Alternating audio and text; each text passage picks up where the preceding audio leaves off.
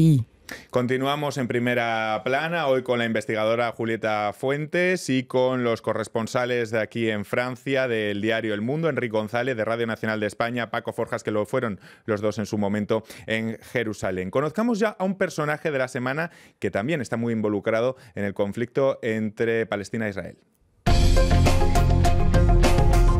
Antes mi compañero Paco, el ministro de Defensa de Israel, Avigdor Lieberman, que ha asegurado este jueves que el gobierno planea aprobar la semana próxima la construcción de 2.500 nuevas viviendas en asentamientos judíos en Cisjordania. En su cuenta de Twitter, Lieberman ha dicho que la Junta Regional de Planeamiento recibirá el encargo de diseñar 1.400 viviendas para su inmediata construcción. Recordamos que los asentamientos judíos en Cisjordania es uno de los temas más polémicos de cara a reactivar las conversaciones de paz entre israelíes y palestinos que llevan congeladas ya 4 años. ¿Cómo justifica Israel estos asentamientos? Julieta. Bueno, hay que entender que esto es una estrategia que no es de ahora, empieza en 67 y en 67 hay un gobierno socialista en Israel. Y entonces la estrategia, que estaba basada en lo que se llama el Plan Alon, era tener colonias, pero solamente en la línea de armisticio y en la parte del río Jordán por cuestiones de los recursos hídricos. Y detrás de este plan hay un plan que no es religioso, ¿no? Simplemente la estrategia era encerrar a la población palestina. Es en 1977 que cuando llega el Herut, partido de derecha, que se empieza a hacer la colonización realmente en el corazón de Cisjordania, que son los territorios que tienen una significación religiosa para el judaísmo. Y es en ese momento que la población ortodoxa, religiosa, nacionalista, empieza a tener el poder y el control de estas colonias. Entonces, digamos que hay 2 etapas y actualmente, ¿cómo se puede justificar? Precisamente porque los palestinos ya no tienen territorio. Y bajo la división que se hizo en los acuerdos de paz, que es el famosísimo mapa Leopardo, finalmente la zona C son bajo control israelí, es un hecho.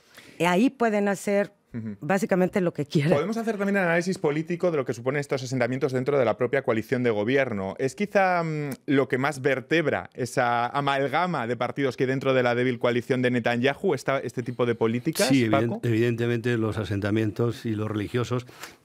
Es que, vamos a ver, la sociedad israelí es un poquito complicada, por lo menos en cuanto al gobierno que en estos momentos funciona en Israel. Porque al margen de que el partido de los colonos tiene mucho que decir en esa coalición de gobierno, luego está el partido religioso.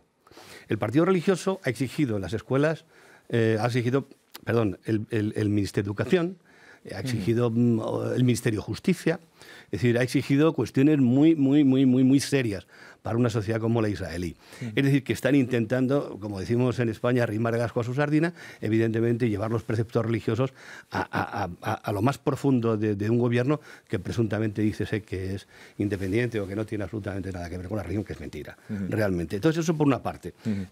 Pero, lógicamente, colonos y religiosos son los que están manteniendo en estos momentos a Netanyahu, junto con los nacionalistas de Lieberman, que desde luego eso lo agitas y explota, lo agitas y explota. Julieta. Me parece importante señalar también que no nada más existe una política y una estrategia con respecto a Cisjordania y a la población palestina, sino es muy importante que el gobierno israelí mantenga contentos a la población religiosa, sobre todo los Haredim, porque finalmente son ellos los que están haciendo el equilibrio demográfico al interior de Israel, ¿no? Con respecto a la población árabe. Entonces también hay una política interior que está en juego en el momento en que se apoya a las colonias, porque finalmente son ellos los que están aportando la demografía, ¿no? Antes le preguntaba a Julieta por la solución a 2 estados y veía a Enrique hacer así con la cabeza como diciendo que no, que eso hoy en día no es posible, es una utopía hablar de una solución a 2 estados. Ya lo era cuando los acuerdos de Oslo. Luego, la opinión pública e incluso algunos gobiernos quisieron creerlo.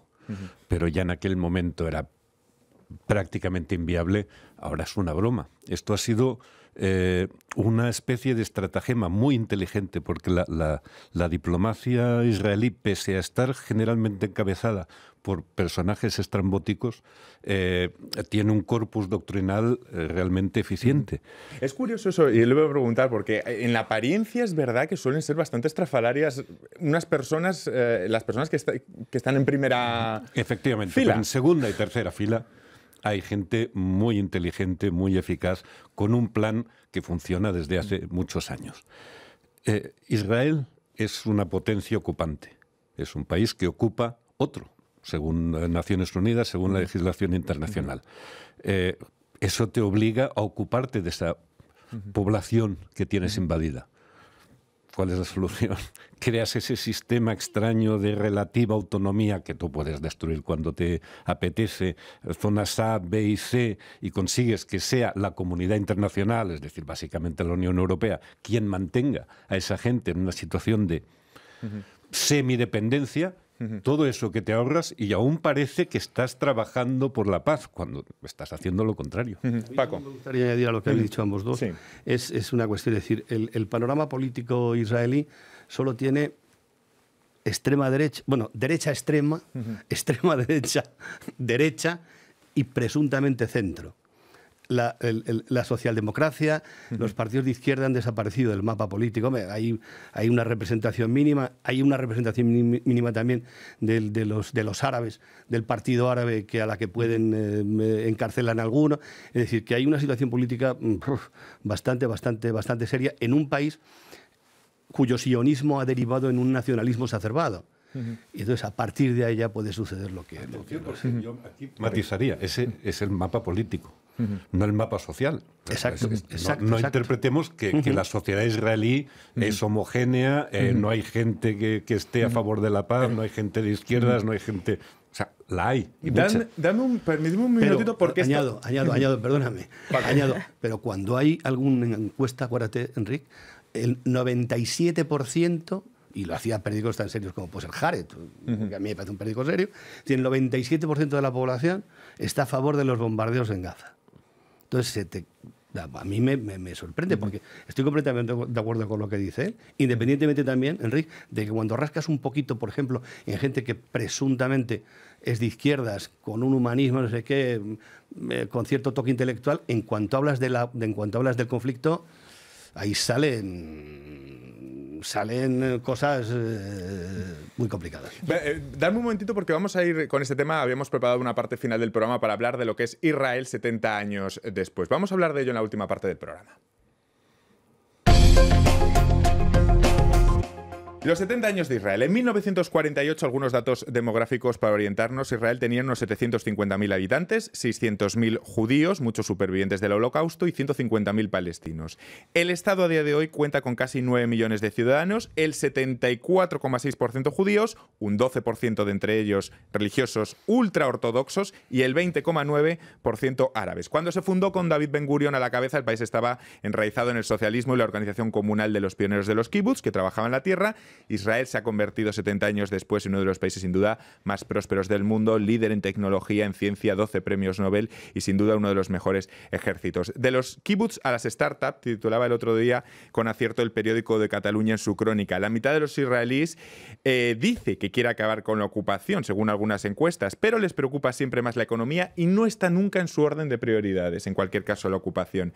En este país próspero, ustedes que lo han conocido también, que han vivido allí, ¿esta cuestión está entre los temas, las preocupaciones de cualquier israelí a pie?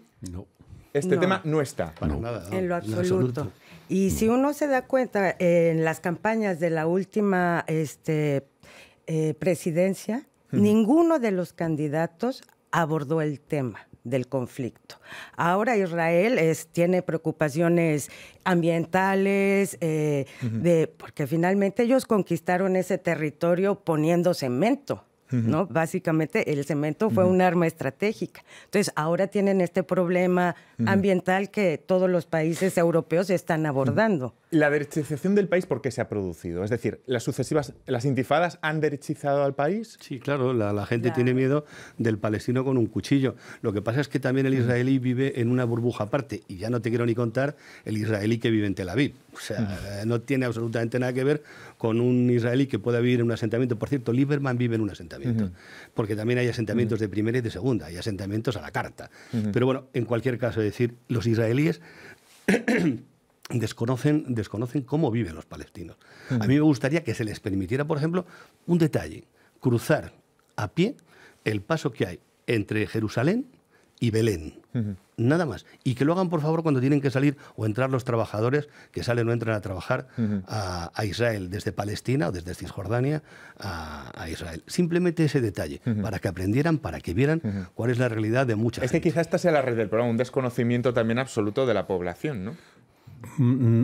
No creo que sea la raíz, es una parte del problema. Es una parte. Pero evidentemente cuando un conflicto se alarga tantos años y nunca hay novedades, porque siempre ganan los mismos y el proceso avanza hacia una dirección inmutable, te acostumbras a ello y empiezas a pensar en cosas en las que, bueno... Pero quizá hay una parte progresista, a lo mejor, de lo que simboliza, a lo mejor, Tel Aviv para muchos de nosotros, que podría estar con esta preocupación, pero no lo está. Está en otras. Está en otras porque se ha demostrado que no hay nada que hacer.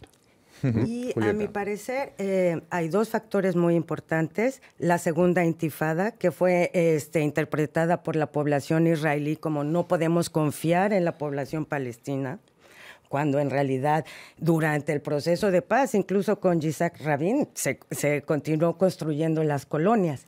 Y algo muy interesante es que, como Paco decía, bueno, hay diferentes tipos de colonias, y las colonias que están cerca de la línea de armisticio, la mayoría de los israelíes que viven ahí no tienen ni idea que están viviendo en territorio ocupado, no tienen ni idea. Por eso yo hablo que la geografía y la manera de hacer el ordenamiento del territorio es clave, porque uno puede cruzar desde Tel Aviv hasta la colonia de Mitzpe Jericó, que está a unos kilómetros de la frontera con Jordania, sin darse cuenta ni de la ocupación, ni de la colonización. No hay paisaje palestino.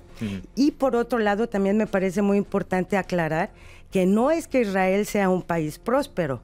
Hay una discriminación muy grande adentro de la propia sociedad israelí. Y también tenemos ciudadanos de diferente clase, que son ashkenazim, rusos, mizrahim, etíopes. Y si no existieran los palestinos, bueno, aquello sería un conflicto. A mí me gustaría decir muy rápido, Paco, que no vamos a ver sí. Me gustaría que te lo digo porque es que los árabes, los palestinos, perdón, en este caso tienen también su parte de responsabilidad. Es decir, no puedes estar en contra de la ocupación cuando tú estás construyendo el muro, cuando tú estás prestando la mano de obra para construir los asentamientos, porque obvio es una mano de obra mejor pagada, pero también los palestinos tienen cierta responsabilidad en haber colaborado en la erección de los asentamientos. Pues nos quedamos también con ese último apunte. Muchísimas gracias a los tres: Julieta Fuentes, carrera investigadora, y a los corresponsales en París, tanto del diario El Mundo, Enrique González, como a mi compañero de Radio Nacional, Paco Forjas. Nosotros nos despedimos hasta la próxima semana aquí en Primera Plana. Muchas gracias.